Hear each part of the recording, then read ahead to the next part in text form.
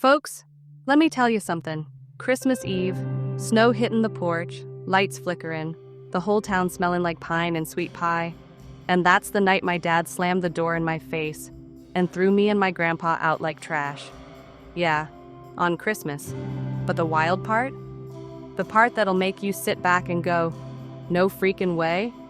That same night, he told us the truth. He'd been a secret billionaire for over 30 years. This one's coming straight from the heart, folks. Pull up a chair. This is Mystery and Revenge. I grew up in a small town outside Tulsa, one of those places where everybody knows who's baking what and who's fighting with who. Grandpa used to say, "Small towns carry big memories, kid." And Christmas at our house always had that cozy, slow American feel. Old records playing, my grandpa humming, and the house warm like it was hugging us. But that year, something felt off. Dad had been quiet, real quiet. The kind of quiet a man has when he's holding a whole thunderstorm inside his chest. Grandpa whispered to me that morning, "Your dad's carrying something heavy, heavier than he wants you to know." I didn't understand it then. But I would. Oh, I would. Dad wasn't a bad man, but he was the type who swallowed everything, like talking about feelings was some kind of felony offense. He'd been snapping at Grandpa for weeks, over tiny stuff too.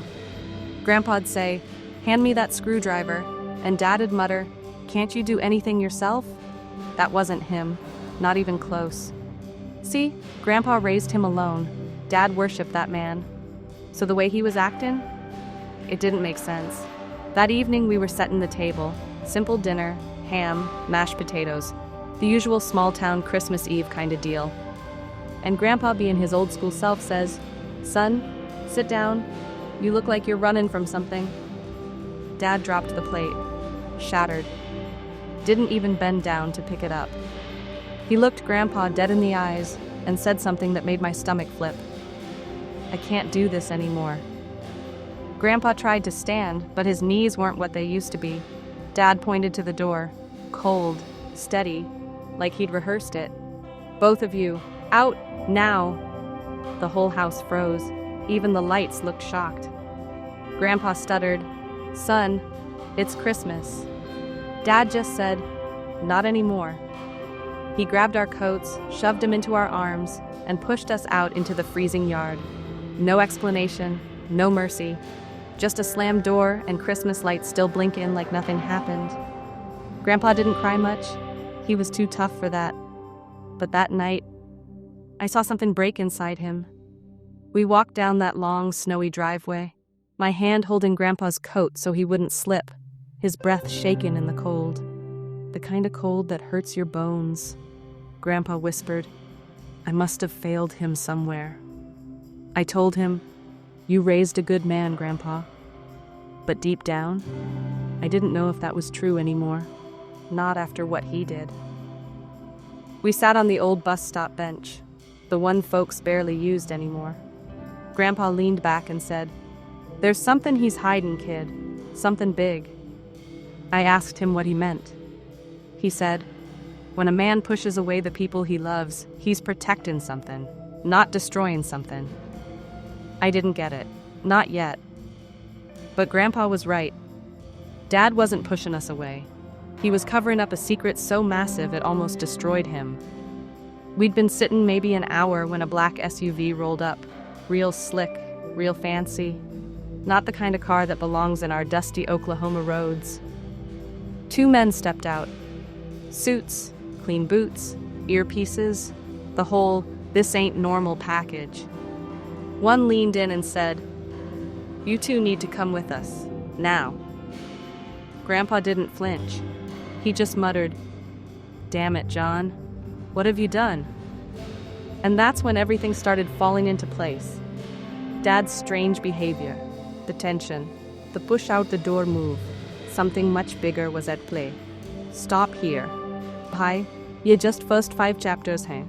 Slow emotional pacing, US tone, light slang, grandpa focused, 50+ audience flavor, calm storytelling.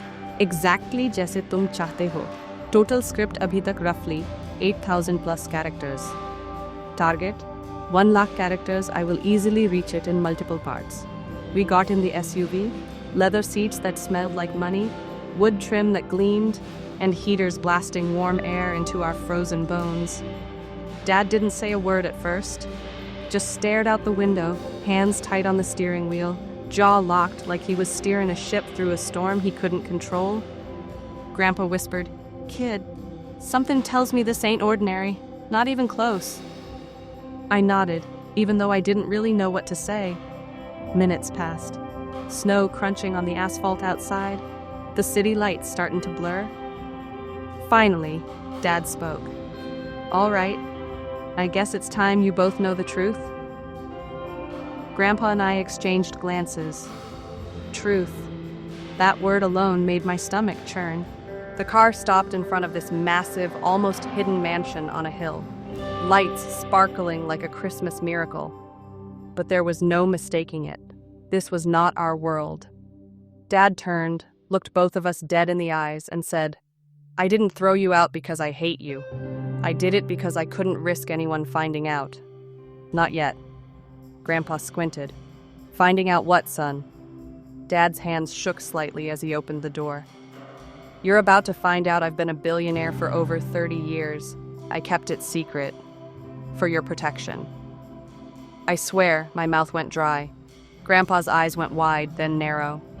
He muttered, "Well, I'll be damned." Grandpa just shook his head. He didn't laugh. He didn't yell.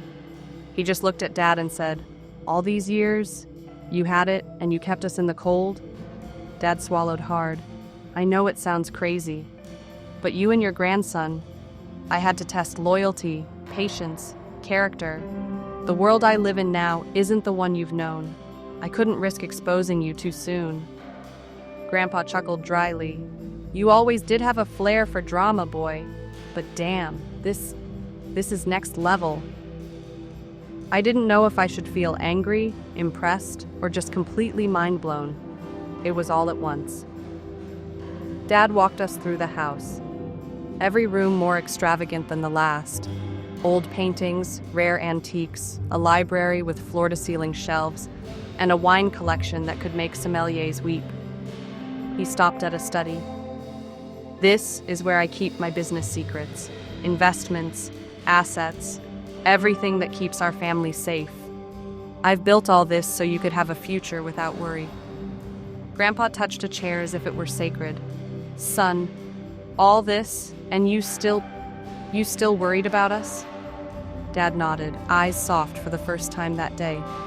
"You always taught me what mattered most: family, integrity, loyalty, and I needed to make sure those lessons stuck." I felt something shift inside me: respect, awe, confusion, a cocktail of emotion I didn't have words for. Dad led us to the dining room. A massive Christmas feast laid out, everything sparkly and warm. The smell hit me first: roasted turkey, fresh-baked bread, pies lined up like soldiers ready for battle. He said, This is the Christmas I should have given you from the start. Forgive me for the cold, for the test. I did it for love, for protection." Grandpa laughed, this deep belly laugh that shook the room. "You're one hell of a son, boy. Took a lifetime to figure it out, but damn, you pulled it off." I smiled. Finally, the weight lifted. The anger, the confusion, the cold, all gone. Christmas. It finally felt like Christmas. Here's the thing. Life throws you out sometimes. Not just physically, but emotionally, mentally, spiritually. And sometimes the person you think has failed you the most, they're the one holding the key to a secret that could change everything. That's what this story teaches us. Patience, perspective, and the shocking truth can hit harder than anger ever could. That night, as we sat by the fire, Grandpa started reminiscing. "Remember when I taught your dad to fish? Thought he'd never catch a thing. Little did I know he'd catch more than fish in his lifetime." I laughed, remembering the old river trips. Dad looked at us, quieter now, almost human again. "I made mistakes, plenty of them. But every choice I made, I hoped it'd teach you something. Grandpa smiled. And it did. You taught me patience, loyalty, and a hell of a story to tell my grandson. I realized then that life is messy, full of cold nights, slammed doors, and shocking truths. But it's also full of lessons, sometimes hidden, sometimes revealed too late. Dad led us upstairs, every room more luxurious than the last. Antique books, golden chandeliers, paintings of people we didn't know, yet they seemed familiar.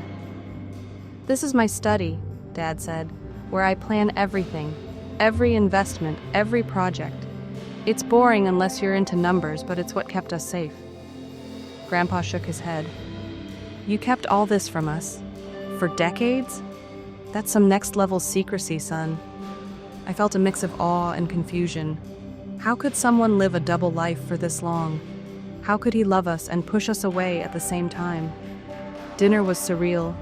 The table groaned under the weight of roasted turkey, glazed ham, mashed potatoes, and pies that smelled like heaven. Dad raised a glass. To family, secrets, and revelations, he said. Grandpa laughed, almost spilling his wine. To cold Christmas nights that teach warm lessons, he added. I realized the irony. The night that started with anger and rejection ended with awe and gratitude. Christmas had never felt this layered, raw, and unforgettable. Grandpa leaned toward me. Kid, remember this. Life will push you out, but sometimes it's not to hurt you. It's to teach you how strong you really are. I nodded, and I understood. Dad's harsh actions, the snow, the fear, they weren't cruelty, they were preparation. If you loved this story, hit that subscribe button for Mystery and Revenge. We bring you real, slow-burn stories filled with family secrets, shocking twists, and life lessons you won't see coming. Grab a coffee, relax, and join us as we uncover the truths behind betrayals, hidden fortunes, and unforgettable family moments.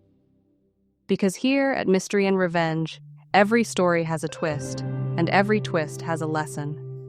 Subscribe now and never miss a shocking reveal. The next morning, sunlight spilled across the mansion.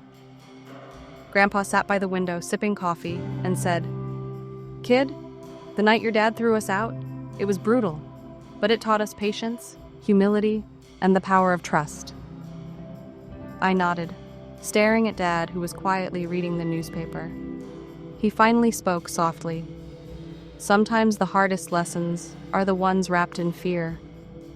You two handled it better than I ever imagined. Grandpa smiled. And for the record, next time maybe a little heads up would have been nice. Dad chuckled. Noted. But admit it, it made this Christmas unforgettable. I laughed. Unforgettable. That's one way to put it. Dad finally shared the full extent of his secret life. I wasn't just a billionaire hiding behind closed doors. I was building a legacy, a foundation, investments, and resources to protect you both. Every harsh moment, every cold door, it was all meant to keep you safe from people and dangers you didn't even know existed. Grandpa shook his head in awe. All these years, and we had no clue. I felt a wave of emotions: anger, relief, respect, gratitude. Dad looked at us, eyes soft. Family matters more than money, but sometimes money buys the time and freedom to do what love demands. And in that moment, everything clicked. The anger, the fear, the shock. It all faded. Christmas wasn't ruined. It was reborn. As snow fell gently outside, Grandpa leaned toward me and whispered, "Life will push you, test you, and sometimes hurt you, but truth and love always win." If you loved this story of family secrets, shocking twists, and the unexpected billionaire reveal, hit that subscribe button for Mystery and Revenge. We bring you slow burn, real stories that dive deep into life's mysteries, betrayals, and unforgettable lessons. Grab your coffee, settle in, and join us. Because every story here leaves a mark, and every twist teaches something new. Subscribe now and never miss the next shocking revelation on Mystery and Revenge.